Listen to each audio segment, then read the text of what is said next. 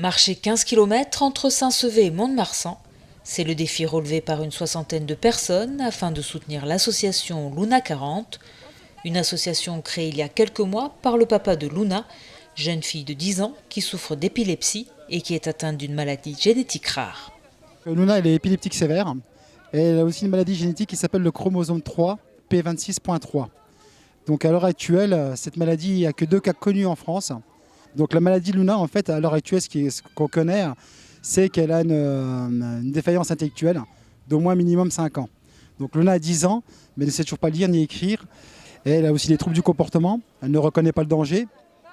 On a réussi à sauver un œil, parce qu'elle a failli être aveugle d'un œil, on a réussi à le sauver.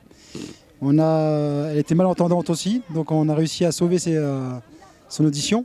Et là maintenant, on s'aperçoit qu'il y a des problèmes au niveau de l'obésité, que le trouble du comportement empire, on va dire. Empire, elle devient un peu plus sévère. L'association Luna 40 compte des soutiens de poids, à l'image de Jean-Marie Bigard, Grand Corps Malade ou Les Baudins, mais aussi des personnalités, des entreprises ou des associations locales, comme Land Partage ou le Stade Montois Rugby. On avait reçu Luna au stade avec sa famille, on lui avait fait visiter tout le stade, l'intérieur, les coulisses, ce qui se fait habituellement pas. Et puis on lui a remis un maillot. On a exposé une banderole de l'association lors des matchs pour que ça puisse être vu par le public et aussi sur les médias puisque nos matchs sont télévisés. Sur certains matchs, on a mis un petit robot, un robot visio qui permet à Luna, à partir de chez elle, de pouvoir suivre les matchs et puis aux joueurs de leur faire coucou quand ils sortent du vestiaire. Et aujourd'hui, cette marche, ça nous semblait complètement évident de participer et d'être là. Et donc à la fin, j'ai remis un ballon à son papa, comme il va faire une tombola. Donc ça va lui permettre de récolter quelques fonds, bien évidemment.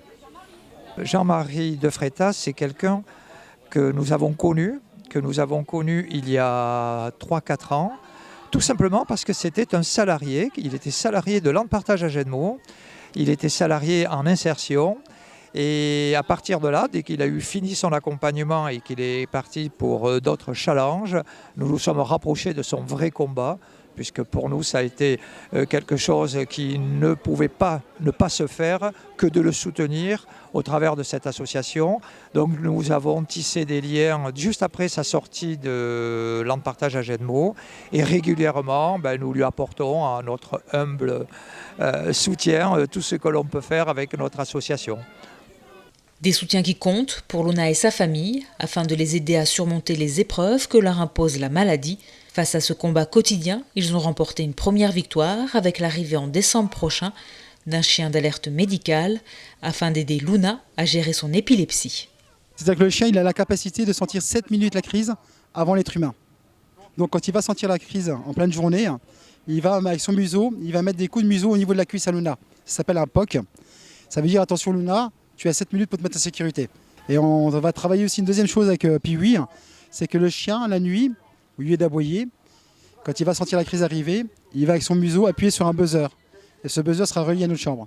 Nous, on pourra se lever pour l'aider. Il ne faut pas oublier que Luna sera la première enfant en France à avoir ce chien. C'est un Golden Retriever qui a 2 ans, qui sera élevé par Andy Chien. Et ça veut dire que si jamais ça marche chez Piwi, ça va ouvrir la porte à d'autres enfants. Pour soutenir Luna, une cagnotte Litchi est en ligne. Une tombola est également en cours. Tirage au sort le 1er août.